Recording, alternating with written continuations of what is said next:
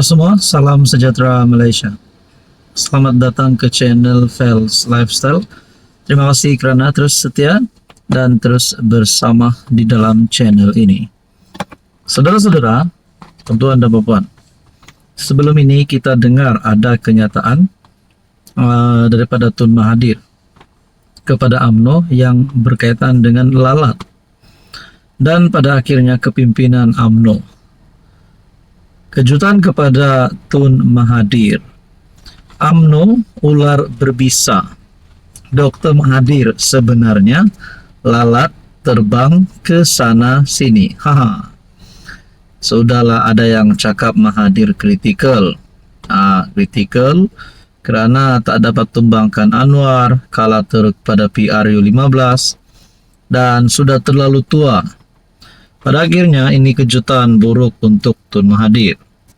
Ketika Presiden UMNO Ahmad Zahid mengambil pendekatan lebih lembut dalam menjawab kenyataan Dr. Mahathir, MKT ataupun Ahli Majlis Tertinggi UMNO Puat Zarkashi pula mengambil pendekatan berbeza. Dalam satu hantaran, Muhammad Puat menyamakan UMNO sebagai ular berbisa dan menyifatkan Mahathir yang berusia lebih 9 dekad sebagai lebih layak digelar lalat. Menurut Puat Zarkashi, Bersatu yang dipimpin oleh Muhyiddin bertanggungjawab menjadikan Mahathir seperti lalat yang terpaksa terbang ke sana sini. Akhirnya dia dijadikan lalat oleh grup Muhyiddin. Dia diterajang daripada Parti Bersatu kerana dituduh jadikan Bersatu lalat kepada DAP sehingga kala teruk PRK Tanjung Piai.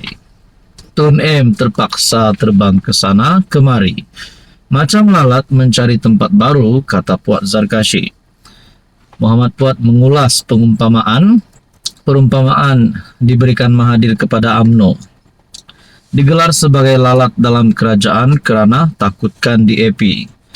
Mahathir menggunakan perumpamaan itu selepas Ngakorming membidas Ketua Pemuda UMNO Akmal Saleh yang baru-baru ini mengajak pemimpin DAP itu berdebat mengenai isu jualan sandwich ham yang mencetuskan kontroversi. Nah, saudara-saudara, ini satu kejutan buruk untuk Tun Mahathir. Sebenarnya, menurut kepimpinan UMNO adalah ular berbisa, manakala Mahathir pula sebenarnya hanyalah lalat. Terbang ke sana ke sini. Saudara-saudara, tuan-tuan dan puan, apa komen Anda? Hai, hello, salam sejahtera Malaysia. Selamat datang ke channel Fels Lifestyle. Terima kasih kerana terus setia dan terus bersama di dalam channel ini. Kepada yang baru di dalam channel ini, selamat bergabung. Admin ucapkan, selepas cerita berkaitan titah Hedendum yang semakin panjang, selepas cerita berkaitan dengan Najib Razak dibebaskanlah, penyokong Najib ataupun penyokong bosku, mahu bosku bebas secepat mungkin, dan banyaklah yang melibatkan dengan nama Najib Razak. Pengampunan penuh kepada Najib. Ada yang memohon Istana Negara untuk memberikan pengampunan kepada Najib Razak. Tapi ini satu keputusan yang mengejutkan Najib Razak. Adakah ini satu perkara yang kita boleh katakan Najib sedang kritikal? Kerana melalui kenyataan daripada NGO, Najib tak layak dikasihani. Alamak. Habislah Najib. Tak ada harapan lah kalau benar-benar Najib tak layak dikasihani. Sempena ulang tahun pertama Najib diberikan pengampunan sabitan rasuah menyelewengkan dana SRC International, 4 NGO berkata bekas PM itu tidak layak menerima belas kasihan. Hari ini, ulang tahun pertama Najib Razak diberi pengampunan, kata kumpulan itu pada satu kenyataan bersama. Artikel daripada Malaysia Kini bertarikh 30 Januari. Mereka menegaskan pendirian menolak pengampunan atau sebarang bentuk kelonggaran hukuman terhadap Najib. Hari ini juga kami, Badan Masyarakat Sivil dan warga Malaysia, secara tegasnya menyatakan bahawa kami benci rasuah dan Najib tidak layak untuk menerima belas ihsan, pengampunan atau tahanan rumah, kata NGO berkenaan. Alamak. Kalau benarlah menurut kenyataan NGO ini, habislah Najib, dah tak ada harapan lah. Mereka menyatakan dengan tegasnya mereka benci rasuah dan Najib tidak layak untuk menerima belas ihsan, pengampunan atau tahanan rumah, kata NGO berkenaan.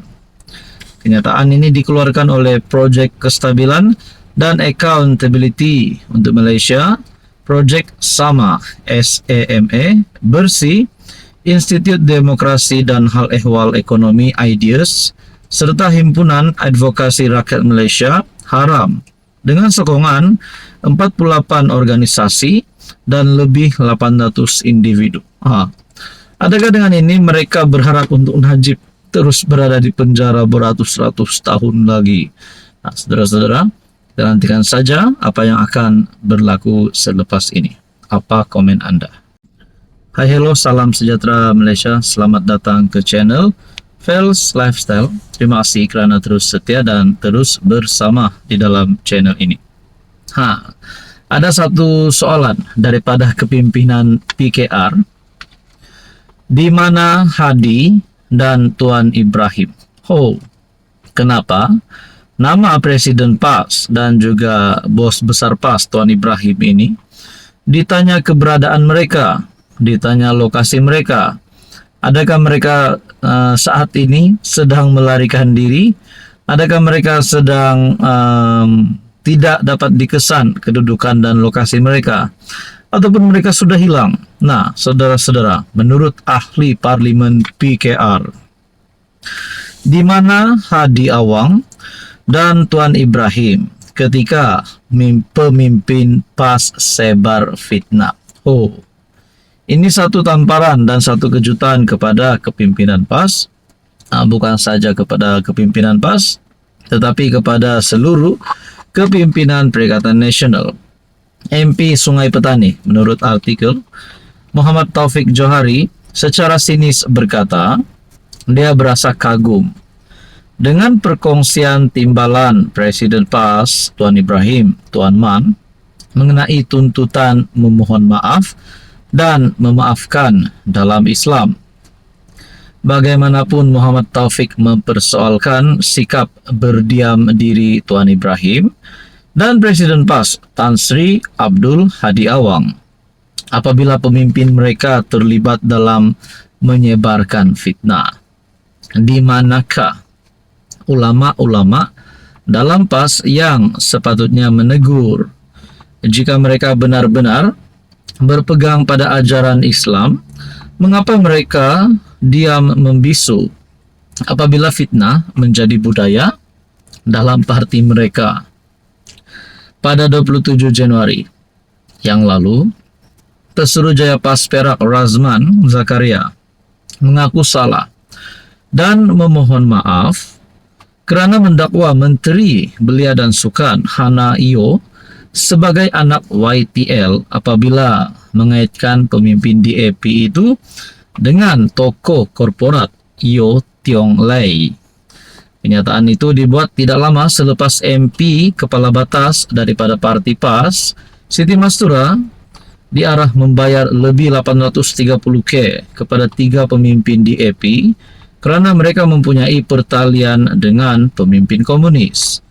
11 Disember lalu, Razman turut memohon maaf kepada Menteri Perumahan dan Kerajaan Tempatan Ngakorming kerana mengaitkannya dengan insiden kibaran bendera Cina di Teluk Intan pada 24 Oktober. Tuan Ibrahim dalam satu hantaran di FB berkata, tindakan memohon maaf dan memaafkan adalah perbuatan terpuji dalam Islam. Jadi saudara-saudara, di sini pula dalam artikel ini menyatakan PAS perlu bertobat. Mengulas perkara itu, Muhammad Taufik berkata, PAS perlu bertobat dan menjadikan fitnah sebagai dan berhenti menjadikan fitnah sebagai alat politik. Jangan kita normalisasikan sikap hipokrit ini, jangan beri muka kepada pemimpin PAS yang menjadikan fitnah sebagai alat politik hanya karena mereka mendakwa perjuangan mereka atas nama Islam. Jadi saudara-saudara, ini keputusan daripada MPPKR yang bagi saya pasti satu tamparan hebat kepada kepimpinan PAS. Apa komen Anda?